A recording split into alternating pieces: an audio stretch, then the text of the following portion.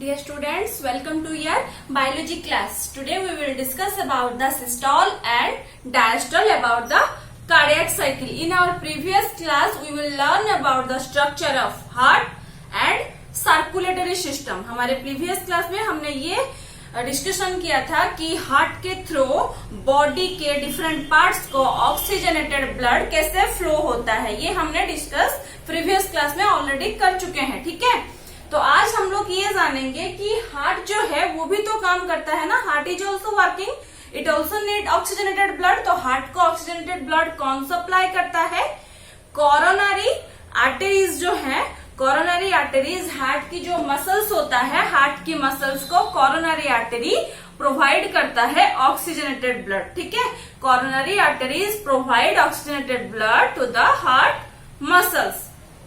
अभी ये जो कोरोनरी आर्टरी है ये बहुत ही इंपॉर्टेंट है, क्योंकि अगर कोरोनरी आर्टरी के अंदर कहीं पे भी ब्लॉकेज हो जाता है तो it leads to myocardial infarction, यानी कि ये वो एक टाइप का हार्ट अटैक होता है. अगर कहीं पे भी कोरोनरी आर्टरीज में ब्लॉकेज हो जाता है तो वो मायोकार्डियल इन्फ्रैक्शन होता है, जो कि एक टाइप का हार्ट अटैक होता है. और ये तो आप सभी लोगों को पता है कि हार्ट जो बीट करता है पर मिनट में 72 टाइम्स ये बीट करता है. तो अभी आते हैं सिस्टोल एंड डायस्टोल पे. सिस्टोल और डायस्टोल जो होता है वो कार्डियक साइकिल का 2 फेजेस होता है. ठीक है, तो पहले आते हैं सिस्टोल पे.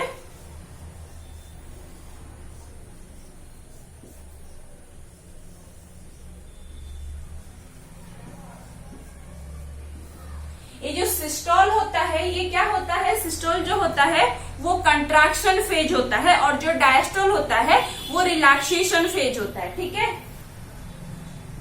तो ये हो गया कंट्रैक्शन फेज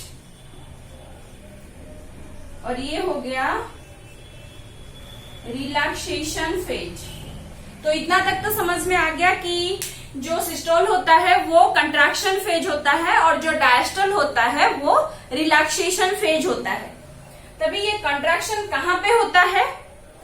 ऑरिकल में. आप सभी को पता है जो सुपेरियर वेना कावा और इंफीरियर वेना कावा होता है उसमें से हार्ट के राइट ऑरिकल को डीऑक्सीजनेटेड ब्लड जाता है. डीऑक्सीजनेटेड ब्लड आने के बाद ये क्या होता है?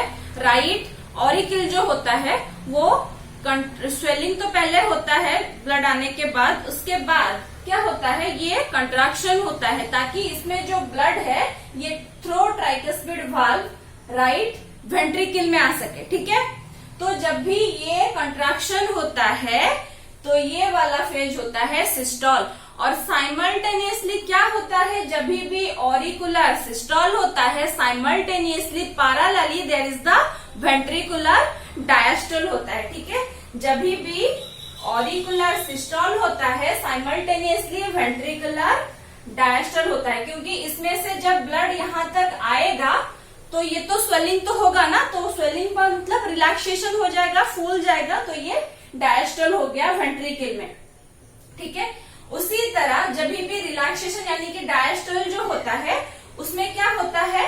ऑरिकुलर डायस्टोल होता है और वेंट्रिकुलर सिस्टोल होता है.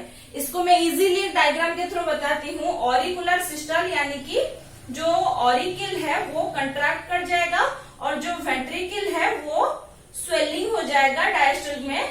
तो ये जब ब्लड इसके अंदर आता है तो ये स्वेलिंग हो जाता है, तभी होता है वेंट्रिकुलर डायस्टोल. ठीक है, जब ऑरिकुलर डायस्टोल होता है डायस्टोलिक फेज में तो क्या होता है? ऑरिकल जो होता है वो रिलैक्सिंग फेज में होता है और जो वेंट्रिकल होता है वो कंट्रैक्शन फेज में होता है.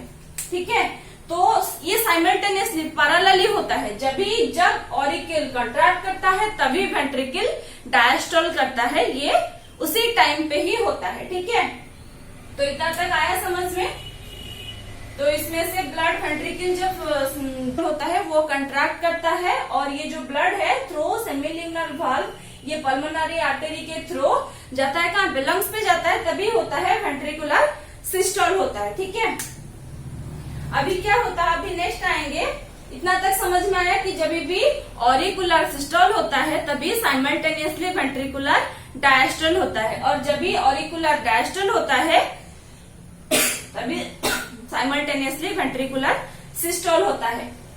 अभी आते हैं, ये जो ट्राइकस्पिड वाल्व और बाइकस्पिड वाल्व होता है, ये क्या होता है, कंट्रैक्शन के टाइम पे वो ओपन करता है। जब भी ऑरिकुलर सिस्टोल होता है तब ये बाइकस्पिड वाल्व और ट्राइकस्पिड वाल्व जो है वो ओपन करता है। ये खुलेगा तभी तो ब्लड अंदर आएगा ना वेंट्रिकल के अंदर, ठीक है।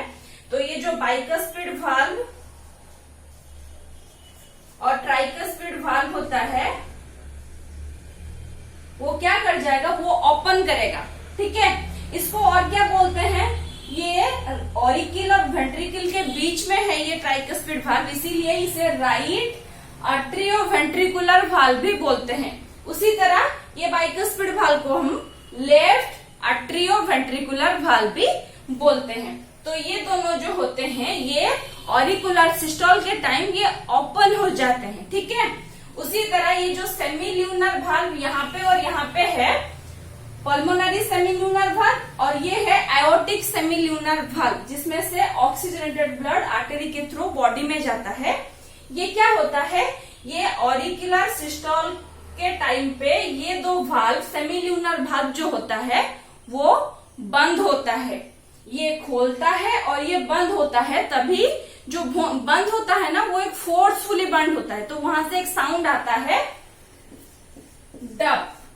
तो ये कहां से आता है, पल्मोनरी सेमील्यूनर वाल्व और एओर्टिक सेमील्यूनर वाल्व जब बंद होता है, क्लोज होता है, तभी जो साउंड आता है वो होता है डब। उसी तरह जब ऑरिकुलर डायस्टोल होता है, जब ऑरिकुलर डायस्टोल होता है तभी ये जो सेमील्यूनर वाल्व होता है ना वो ओपन करते हैं और ये बाइकस्पिड और ट्राइकस्पिड वाल्व जो है वो क्लोज हो जाते हैं।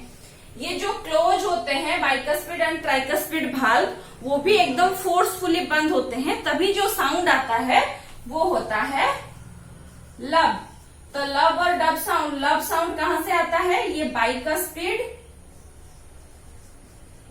और ट्राइकस्पिड वाल्व से आता है, ठीक है।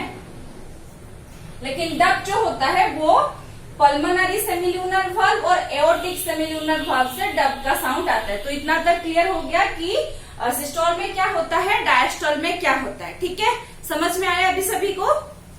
आई hope you all are clear about this.